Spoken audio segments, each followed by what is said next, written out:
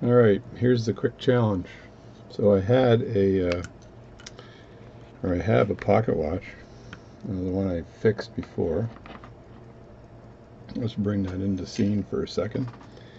This is it here. I stopped the watch and put a little piece of watchmaker's putty there. That's the one I showed you in a previous video. And the case, basically the case is really nice, but the crown on this case, this one here, is pretty crappy. So it didn't have enough grip. I found a crown that was nice, right size. It fit over the top of the whatever you call that, the pennant thing here, nicely, so it would look like that. But the hole, the threaded hole on this side, was too small. So I opened my Seitz Jeweling Set, pulled out a reamer, and the reamer stuck in here. And the Seitz Jeweling Set all have reamers, and this reamer almost perfectly matches, the base of it almost perfectly matches the thread here. So what I was planning on doing is cutting this thread so that it's the right size. So you put it in like this, just showing you how this is done, and then you turn it like this and it cuts down. I don't want to go through the back end of this crown, so I'm just holding this in my hand here too. I'm going to bring this out a bit and then dump the filings right here just to show you. There's some filings right there, super small. And then I'll look at the fit I have here with the crown and the stem, and I'm not sure if I've got enough on there or out there yet to grip it as well.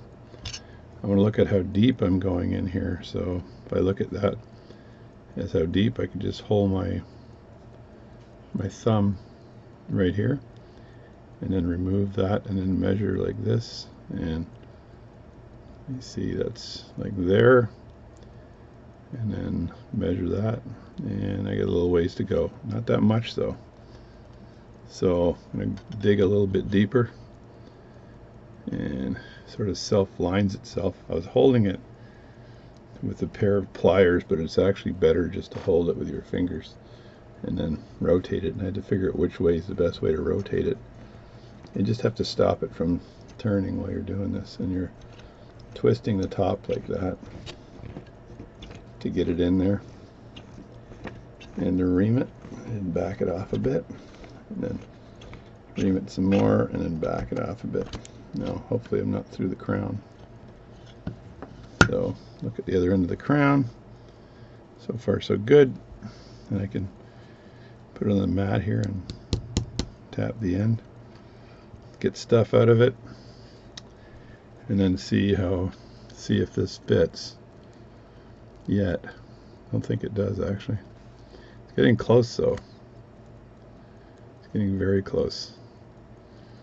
This is an alternative to actually using a lathe.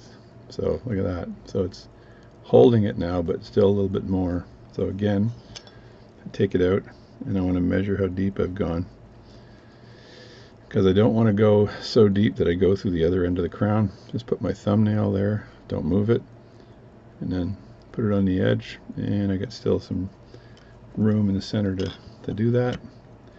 Put it back in and then start turning it like so, and I just want it to get enough grip to be able to grip onto the thread here. There's more piles here, and I can hear the garage door opening, which means my wife's coming in any second now. And then that's getting very close to be able to grip that, just a bit more, and I'm gonna have to thread that, I think. So I'm gonna keep doing that until it fits. Okay, it's time to exercise phase 2. So I've got a little bit of a tap happening here. These two, and I've got a tap and die set out now. And I'm going to measure the threaded end of this and see where it ends up. And it looks like it's 25. Exactly 25. You look closely here. Just a slight bit over 25. So I have to pick a tap that's just a slight bit under. So I'm just going to measure this here. This is the tap, and let me see if I get this 20. No, it'll be a lot thicker than this. Go to the end here and see if this works.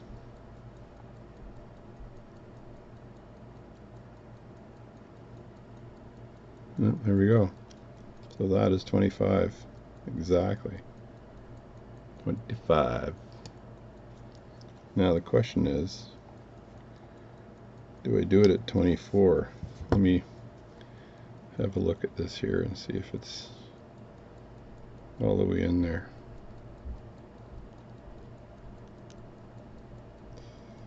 Yeah, I might be able to do it at 25.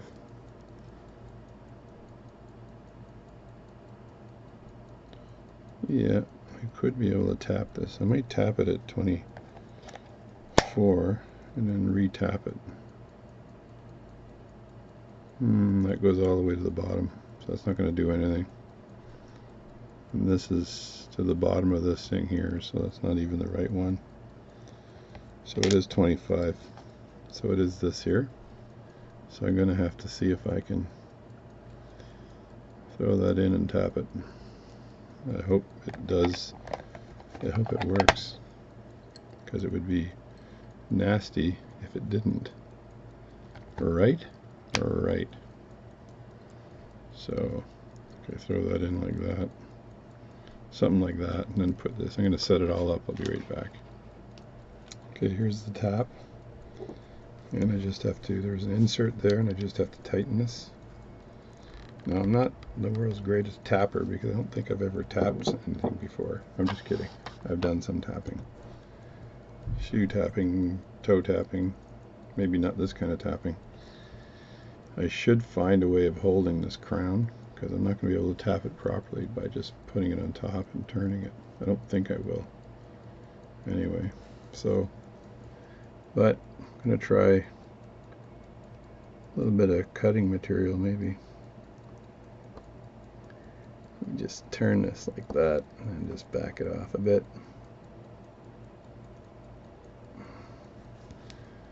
I know you got to have it perfectly flat if you want to tap it properly, and don't think it's perfectly flat like this. I don't know.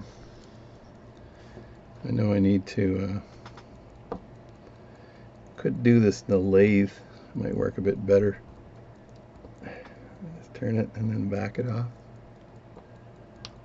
like that, and then back in again. Turn it a couple turns, back it off. See if I'm getting anywhere here. Yeah, there's material coming through. I can hear my wife coming upstairs. Let me have a look at this and see if I'm getting anywhere.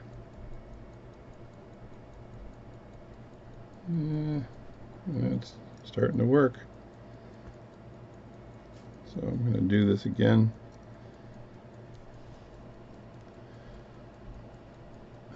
Make sure it catches the thread. And then I'm going to grip that and turn it again.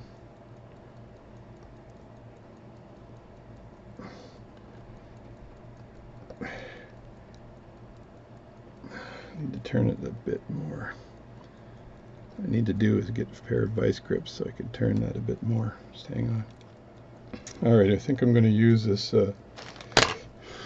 this pair of pliers here to grip it, because there's a bit of grip on the pliers, and I should be able to just do this, turn it, and then back it off. The back it off part is just as important as the turn it part when you're trying to cut a thread. It actually looks like it's working.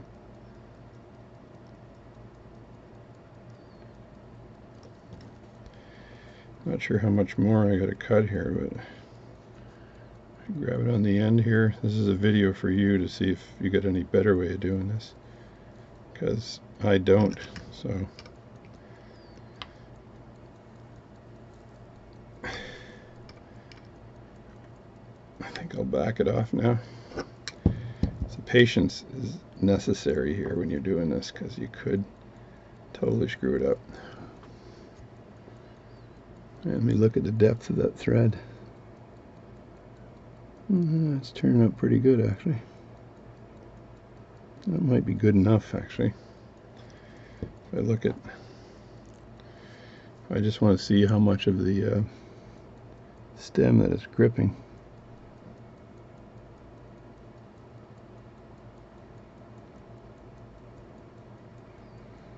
Look at that. I'm just looking at it as it's coming out to see if I've got enough stem in there. It's not bad. I think I'm just going to do one more. What do they say? Never do just one more, because that's mucho dangerous.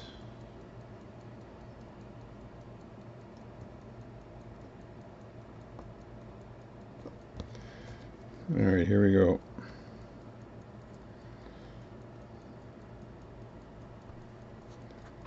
What my biggest worry is a crown coming through the top here, and all of a sudden I don't have a crown anymore. Alright, that might be it. Tap that like this. Get any leftovers out of there. Plunge my Rodico in there too. Get the leftovers out. The old Rodico plunge. The old Rodico plunge. That looks nicely tapped, I think. I'm going to screw this in and see what it does for me. Got to make sure I don't strip it as I'm screwing it in as well. There we go. Look at that. That's nice. Now, I'm going to just push this in the case and see if it works. If it does, I'll be super impressed. So I know I got to grab it and then just push the shit out of it to get it through the case.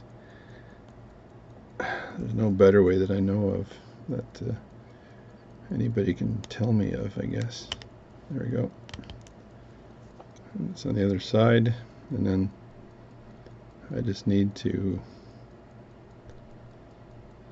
grab this and screw that in.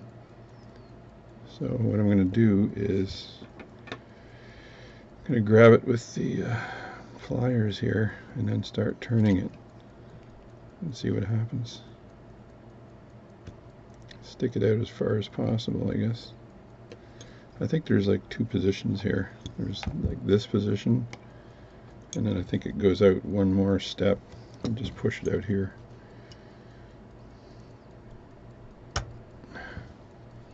There we go. That's the second setting position. And I'm going to try to get it started here first.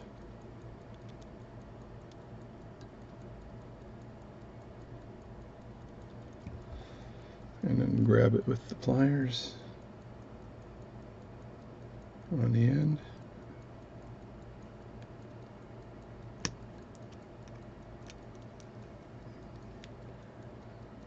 And then turn it some more. Geez, I think that's in there good. Hold on. Snap. Snap. I believe that's in there really good. Let me grab it again here, like that. I don't want to twist the stem either, so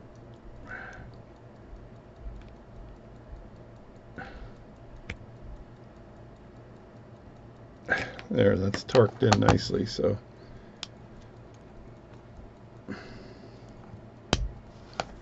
now what I have to do is test it with the movement. This worked out really good. Just hang on. Let me get the movement back in place here. So I can see that little piece of Rodico there just to keep the movement in place. And I need to, the faces on the other side, I need to find the winding, where is it? There it is, right there. So I just put that through the back, like so. Let me just move this up a bit so I can get some room as it's focused. And just put that through like that. Again, everything is in the way.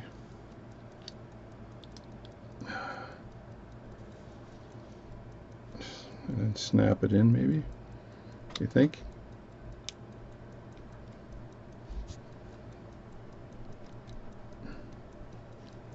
Not sure if that's in or not.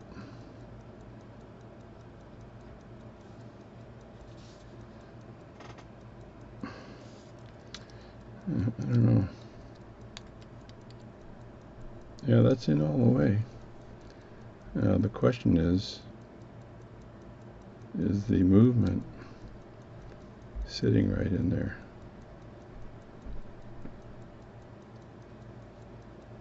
I think it was, actually.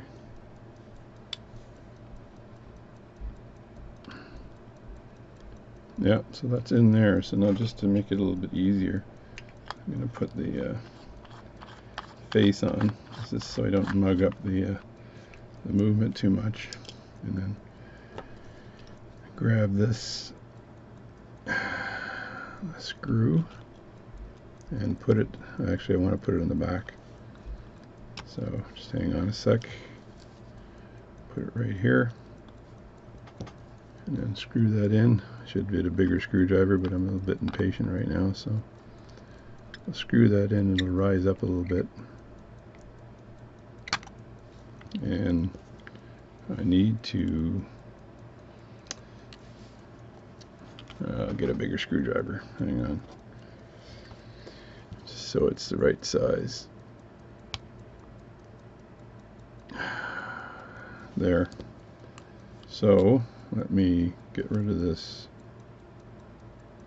Rodico. Get the watch going again. Nicely. I'm not sure what the distance is here, but just, and then if this works,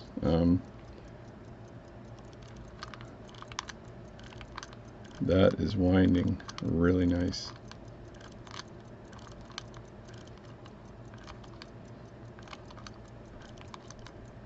Compared to the old one, which was really shitty. The old one just sort of sat on the end and didn't do anything. That's the new one there. It's tight. There's good knurling here. It's tight as heck. And so that's how you replace a crown on a pocket watch. So the first thing I did was I took the old stem out. This was the crappy crown, as you can see. It's terrible knurling on it. You couldn't get any grip on it, so that was awful. So I had to do something. So at the end of the day, I probably could have. I had to get it. I had to ream it out first before I could tap it. So what I did was I used my Seitz Jeweling Set, like you saw earlier, and I reamed it out to pretty close to the right size, and then I found the right tap size on this here, which was this size here. We just remove that tap, and my super small tap and die set. Let me put that back. Gotta have it in the right place, like that. And just show you what the tap and die set looks like for a second. Just move that over here. So there's the tap and die set, like that. This is, I can't remember where I bought this, but it's a nice tap and die set. And I had to use the biggest of the taps to tap that crown properly. I have some other cool tools used for tapping crowns, but they didn't work. I'll show you one of them in a second here. Just put this away. Always put your stuff away because you're going to need it another day. So I had this here set, which was Schwarzschild, and this is a tapping set as well. And you take this out here and you unscrew it like that, like this, and it's rounded or domed or whatever.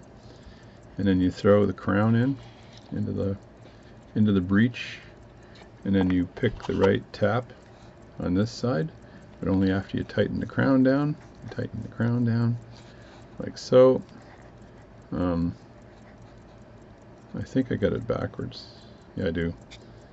I apologize. It's like this, and then it's tightened this way, like that. It finds center, like this. And on this particular set, you would use this tap right here and stick it through there, and then turn that until it's tapped. That's how this works. The problem was it wasn't big enough. Even the biggest tap that this had wasn't big enough to tap this particular crown. So the way I did it with the Seitz Jeweling Set, followed by a tap and die set, and just picking the right size. I kind of thumbed it, but I got the right size there. I tapped it, and it's in there really good. And then when you tap, you turn and then release, and then turn and then release. So I didn't have any way of fixing it. I probably could have put it in my lathe and used that to turn it, but this was just as easy. So there you go. That's the tapping a crown or replacing a crown. And that's the new crown. Looks really nice. And that's the old crown. Looks really shitty. So we put the lid on this. Beautiful. This is a beautiful pocket watch, man. It's a railroad grade pocket watch, and currently keeping really good time. Except I stopped it for a second. Let me see if I can just reset the time here for a sec. I stopped it so I could tap it. Just pull the lever out. It's lever set, and I got 4:36 and a half. 4:36 and a half, and a little bit. 4:36 and a little bit. And the second hand is almost lined up with my watch. So, and to set that time, I'll show you in a second here. I'm using I got lots of watches as well. I shouldn't have this many, but to set the time properly, I'm using a Blue Angels, Citizen Blue Angels. It's an Eco Drive. It'll run you around $500. Eco Drive. And it's set, as you can see, it's set by a tower in Dayton, Ohio, by a radio signal. So it's a radio signal set Citizen, and I set my pocket watches using the oldest technology. I set using the newest technology. So as you can see, that's the time on this because it's a Hunter, and there's the time on here. And oh my God, it's very close. Even the second hands are very close. So I'll keep an eye on that and watch the time on it. I had regulated this already, and we'll see where we are with respect to that. And just while I'm here, and if you've been watching my videos, I'm finished with this Hamilton. Now this is the movement that where I made the fourth wheel second hand. I made that second hand there using I called it the JD pivot, but anyway, ego. So anyway, I made the pivot for that, and I pushed that second hand on. This is the Hamilton that you recall, and it's keeping really good time. The amplitude's actually not too bad either. It's pretty good amplitude on it, and it's a beautiful watch, and it's back in business. So it's got a flip open case on it too. So anyway, thanks for watching. Hope you learned something today. Enjoyed the video.